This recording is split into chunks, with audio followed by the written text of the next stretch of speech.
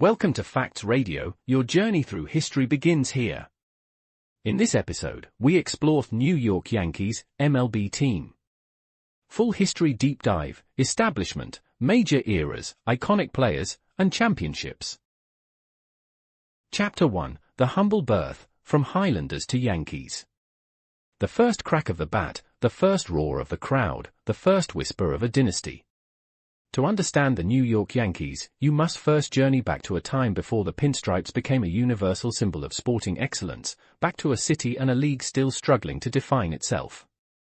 It's hard to believe, but this juggernaut of baseball, this $6 billion enterprise, began not in the manicured fields of the Bronx, but on the rocky, uneven terrain of Upper Manhattan, under a completely different name and a cloud of financial uncertainty. The year was 1903. The landscape of Major League Baseball was a fractured thing, the young American League desperately vying for legitimacy against the established National League. A new franchise was needed in New York to rival the powerful New York Giants. Two men, gambler Frank Farrell and former New York City Police Chief Joseph Gordon, purchased the defunct Baltimore Orioles franchise for a mere $18,000 and relocated it north. It was a high-stakes gamble, fraught with municipal politics and the fierce rivalry that defines New York sports to this day. They named the team the New York Highlanders. Why Highlanders? The prevailing theory points to the club's president, Joseph Gordon, who was of Scots ancestry, but the name also neatly aligned with their new home, a wooden ballpark known as Hilltop Park built on one of the highest points of Manhattan, near 168th Street and Broadway.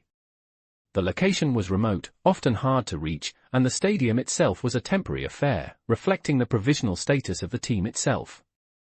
Their early years were defined by struggle, not glory. The team was mediocre, often finishing in the second division, forever overshadowed by the champion Giants downtown. Yet, a fierce identity began to forge itself in the crucible of these early losses. Fans, drawn to the underdogs of the American League, started to call them the Yanks or the Yankees as a simple newspaper shorthand, a playful inversion of the famous Boston Americans. It was a nickname that stuck, becoming official in 1913 when the team moved out of the Highlands and closer to the heart of the city, sharing the Giants' polo grounds. The age of the New York Highlanders was over, the legend of the New York Yankees had begun its long, complex trajectory.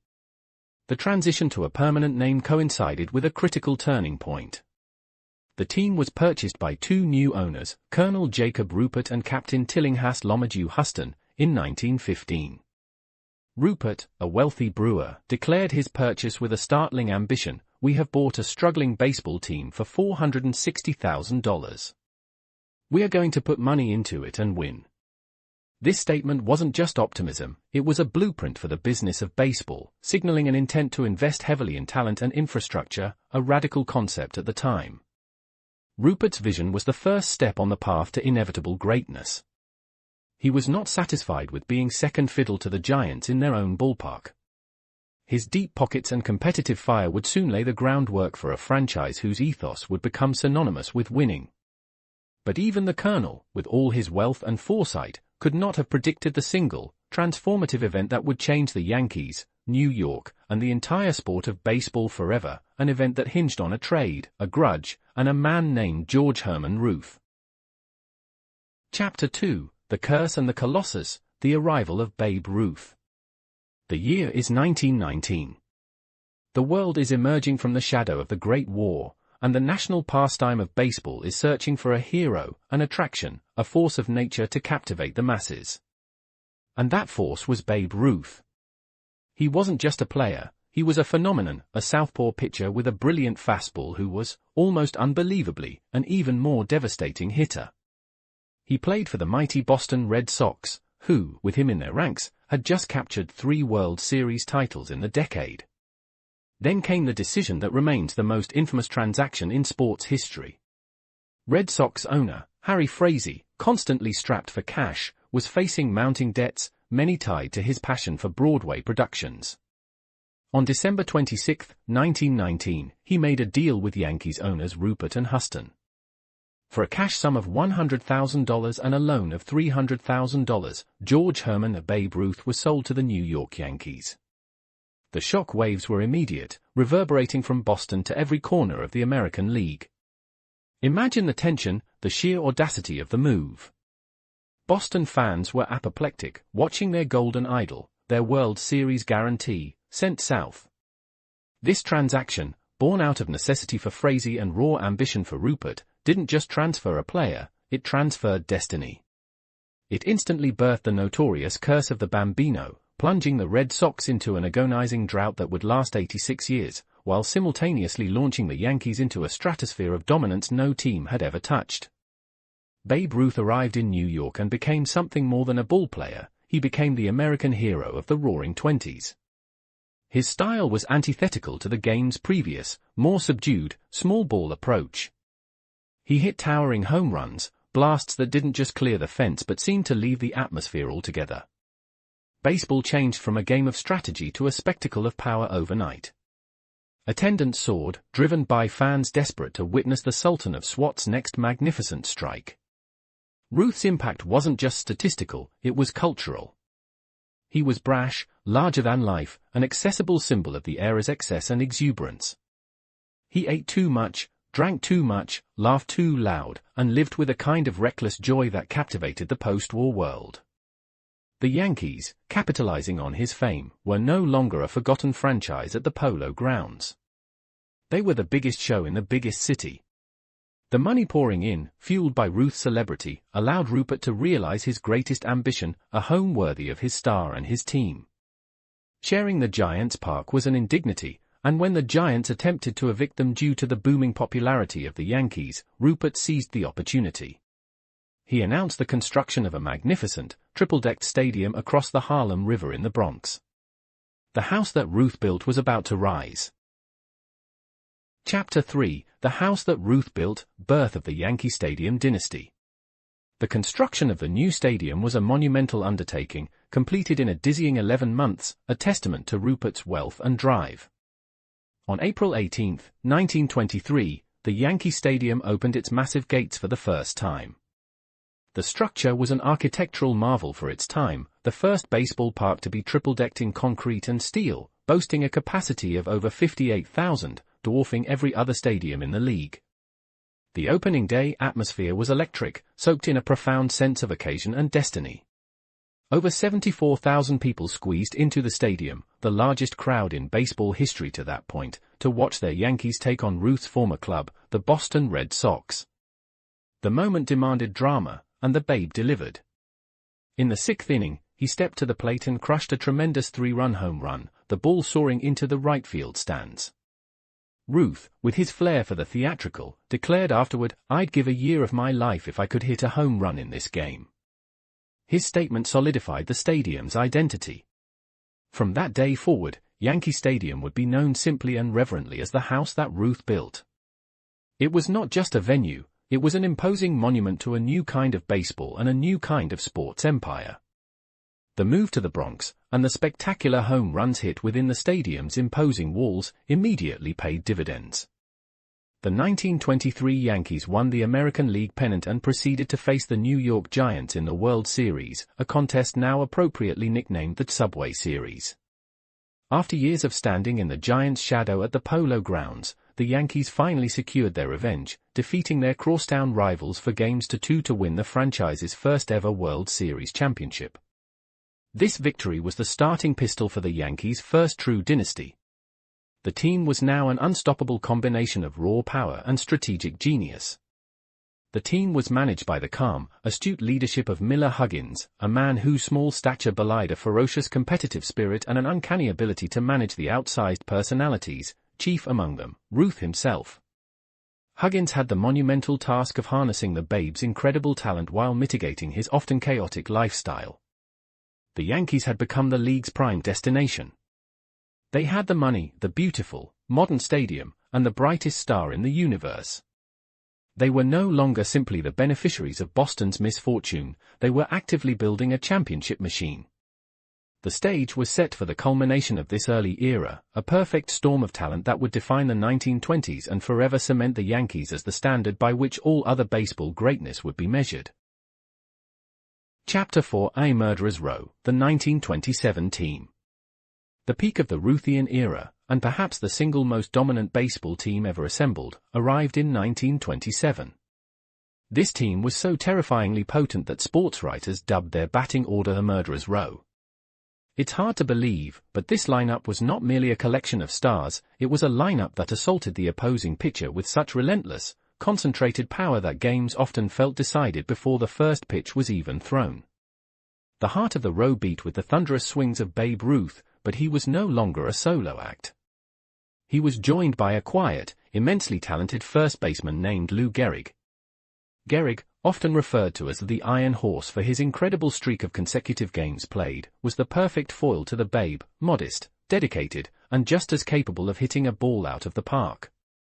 In 1927, Ruth hit his then record 60 home runs, but Gehrig was right behind him, hitting 47 and driving in an astonishing 175 RBIs.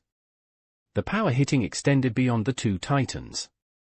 The lineup featured Hall of Fame center fielder Earl Combs, who batted leadoff, setting the table with high averages and speed. Rounding out the core were players like Tony Lazzari at second base and Bob Musial in left field, each capable of massive run production. The mere sight of this lineup card must have been demoralizing to every opposing manager in the American League. The statistics from that year are almost mythical. The 1927 Yankees finished the season with a staggering 110 wins against only 44 losses, an unprecedented gap of 19 games over the second-place Philadelphia Athletics. Their run differential was astronomical, reflecting a team that didn't just win, but demolished their opposition night after night. They batted a collective .307, shattering records for home runs and total bases. The psychological warfare waged by this team was perhaps their greatest weapon. Opponents would enter the house that Ruth built not hoping to win, but hoping to survive. The pitchers faced a conundrum every inning: pitch around Ruth only to face Gehrig, or challenge either one and risk giving up a multi-run homer. This pressure was relentless, translating into a relentless march toward the World Series. The Yankees swept the Pittsburgh Pirates in the 1927 World Series, a stark display of their overwhelming power. The narrative of that series was not one of hard-fought competition, but one of inevitable coronation. The team had successfully transitioned from an ambitious young franchise to a seemingly invincible superpower. The legend of the New York Yankees, the legend of championships, dominance, and the pursuit of unparalleled excellence had been fully, dramatically realized. The stage was now set for decades of sustained success, built upon the bedrock laid by the colossal shadow of the Babe and the steady integrity of the Iron Horse. Chapter 5: The Passing of the Torch, Gehrig and DiMaggio. The Roaring Twenties faded into the grim reality of the Great Depression, and the Yankees franchise, an economic powerhouse, provided a vital distraction and a consistent source of pride for a struggling nation. The colossal figure of Babe Ruth began his inevitable decline, leaving a void that seemed impossible to fill. Yet, the Yankee tradition had already proven its resilience. When one star faded, another, often brighter, was waiting in the wings.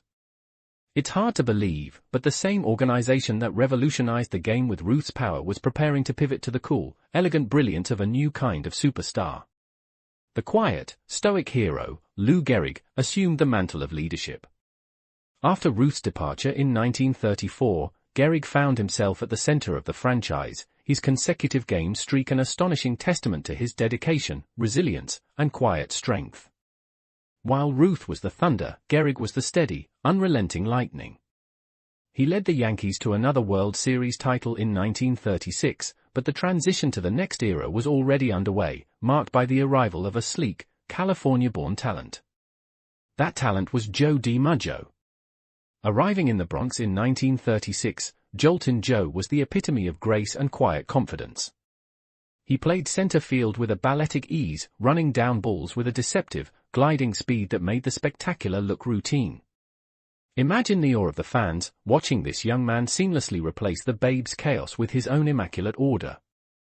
DiMaggio represented a new aesthetic in Yankee baseball, a cool, efficient professionalism that would define the next 2 decades. The partnership of Gehrig and DiMaggio resulted in a second, fearsome dynasty. From 1936 through 1939, the Yankees won 4 consecutive World Series championships, a feat never before achieved. This astonishing run was a demonstration of the Yankees' machine-like efficiency, a testament to deep organizational talent and the relentless expectations set by Colonel Rupert. Every player understood the ethos, only winning was acceptable. The golden age of this brief partnership was tragically cut short. In 1939, Lou Gehrig's incredible streak of 2,130 consecutive games played came to an end. It became tragically clear that the great Iron Horse was battling a devastating, incurable illness, amyotrophic lateral sclerosis, ALS. His farewell speech at Yankee Stadium on July 4, 1939, remains one of the most poignant moments in sports history. Imagine the absolute silence of the vast stadium as Gehrig, frail yet defiant, stood before the microphone.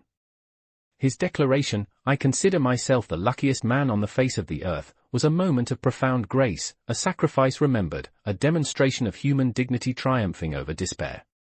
Gehrig's passing a few years later solidified the team's sense of mission, reminding players that their struggle was part of a larger, heroic legacy. Chapter 6: The Age of the Clipper, the Wartime Years. With Gehrig's departure, the team became unequivocally DiMaggio's. His reserved demeanor and effortless excellence were perfectly suited to the somber mood of a nation drifting toward global conflict. DiMaggio was more than a player, he became a cultural icon, representing stability and excellence in an increasingly unstable world. His presence lent an air of invincibility to the franchise, maintaining the standard established by Ruth and Gehrig. The ultimate measure of DiMaggio's brilliance came in 1941. Amidst the gathering storm clouds of World War II, DiMaggio embarked on a feat of sustained excellence that has never been matched, a 56-game hitting streak. For 2 months, the nation tracked his progress nightly, the streak growing from a sports story to a cultural lifeline. It was a unifying narrative, an event that transcended baseball and captured the American imagination, proving that perfection was still possible. Imagine the anxiety every night as the pressure mounted. The hitting streak was a national obsession, reported on by every newspaper and radio broadcast. Every at-bat was a moment of collective breath-holding. When the streak finally ended on July 17, 1941, the relief was palpable, but the legend was sealed. The streak remains a monument to focus, skill, and the immense psychological pressure handled by one man. Baseball's great narrative was interrupted when the United States entered World War II.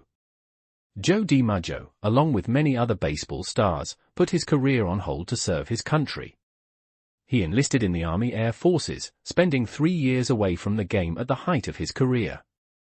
The Yankees, like every team, fielded rosters composed of older players and younger prospects, struggling to maintain the quality of play. The war years were a crucial test of the Yankees' organization. Though the stadium remained open, the focus was understandably elsewhere. The franchise, however, demonstrated a deep sense of patriotism and community, hosting war bond rallies and supporting the troops.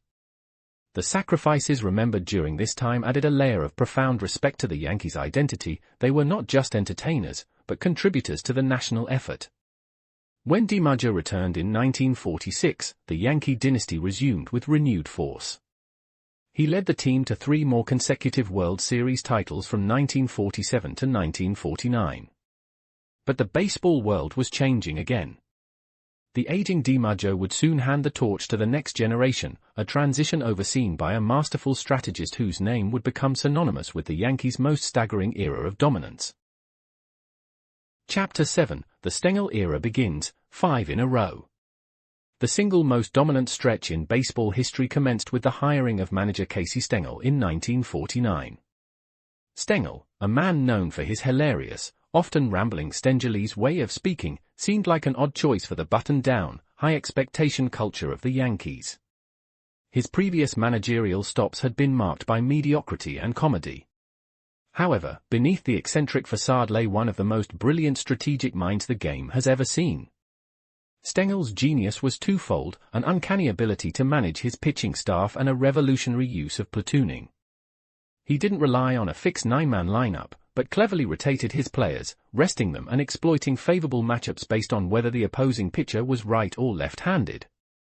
This was a sophisticated, modern approach to the game, ensuring that every player felt valued and every position was consistently productive.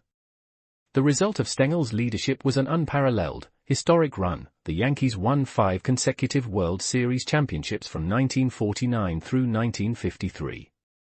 This streak is one of those numbers in sports that seems to defy logic, a sustained period of excellence that speaks less to luck and more to a perfect storm of talent, management, and organizational expectation.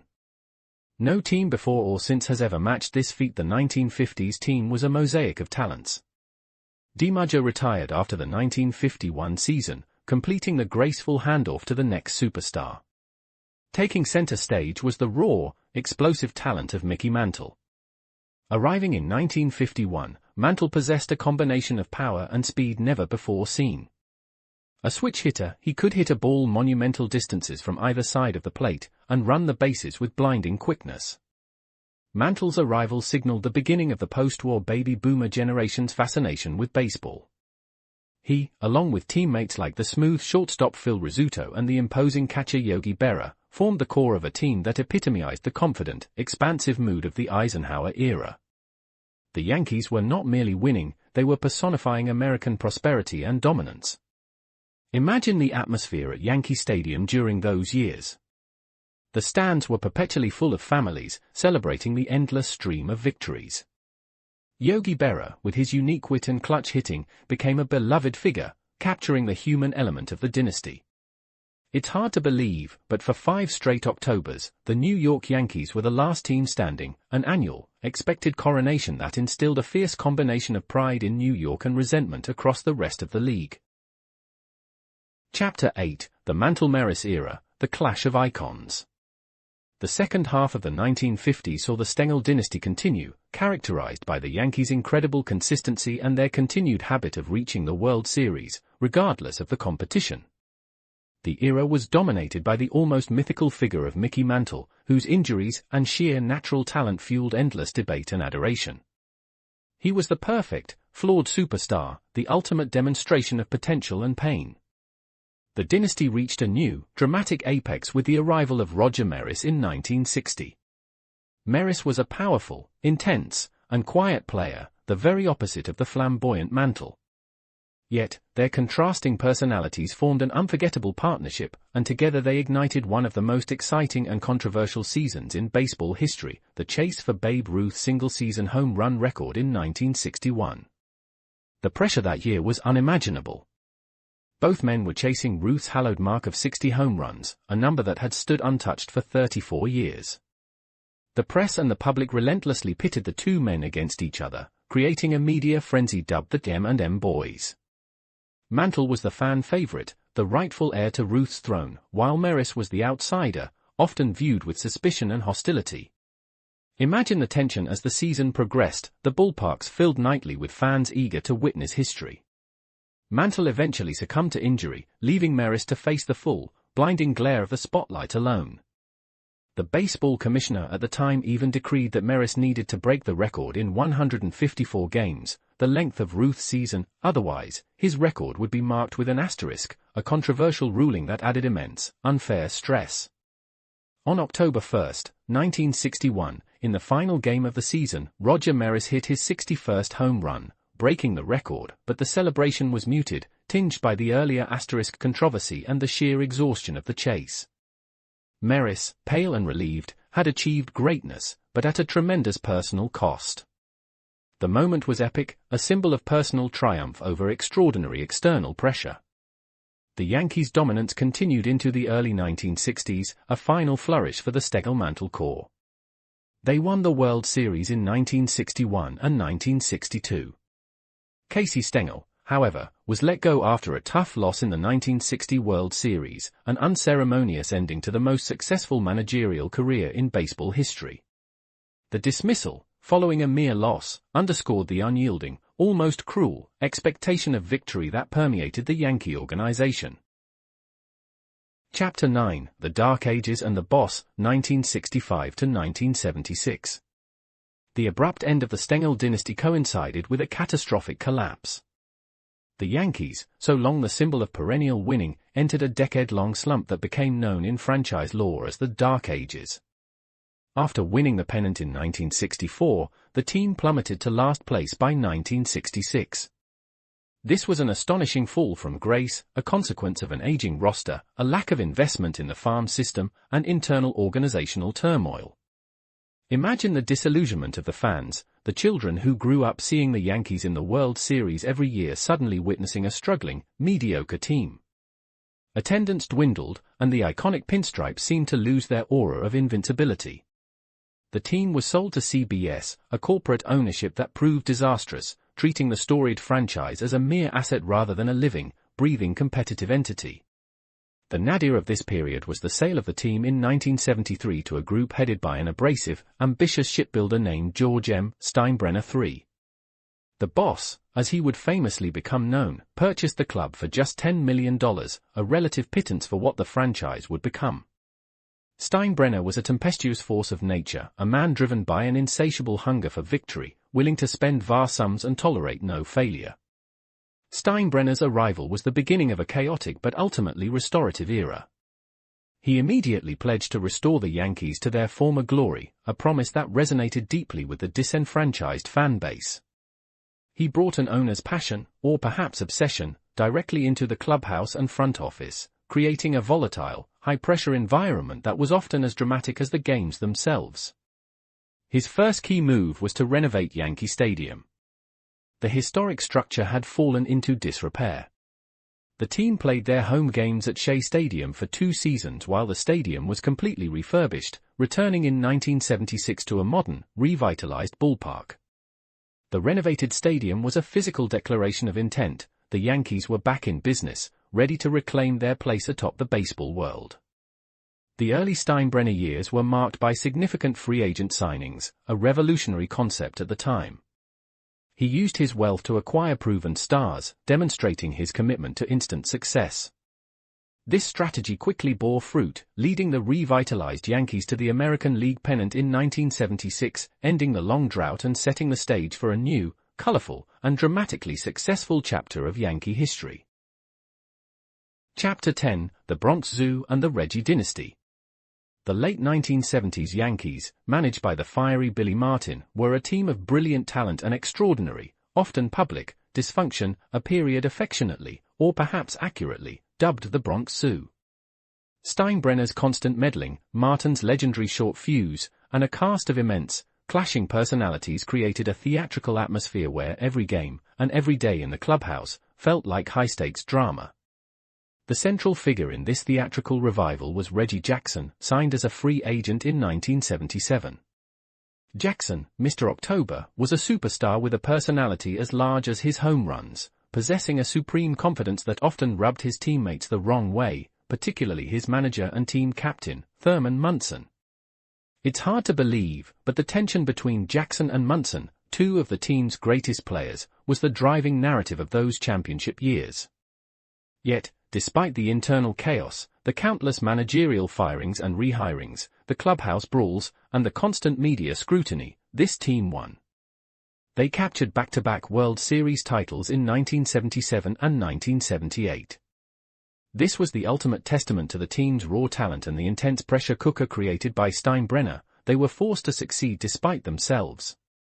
The high point of this tumultuous era was undoubtedly Game 6 of the 1977 World Series. Facing the Los Angeles Dodgers, Reggie Jackson delivered a performance for the ages, hitting 3 home runs on 3 consecutive pitches, each a majestic, game-clinching blast. Imagine the roar of the refurbished Yankee Stadium crowd, the sheer, sudden explosion of sound for each swing, a single performance that sealed the team's greatness and cemented Jackson's iconic nickname. The 1980s proved to be a decade of frustration for the boss, despite his continued willingness to spend freely on talent. The Yankees remained competitive but failed to capture another championship, often falling short to rival powerhouses. Steinbrenner's impatience led to a revolving door of managers, a cycle of volatility that ultimately hampered the team's long-term consistency. The team entered another fallow period in the early 1990s, but the infrastructure for the next great dynasty was quietly being built.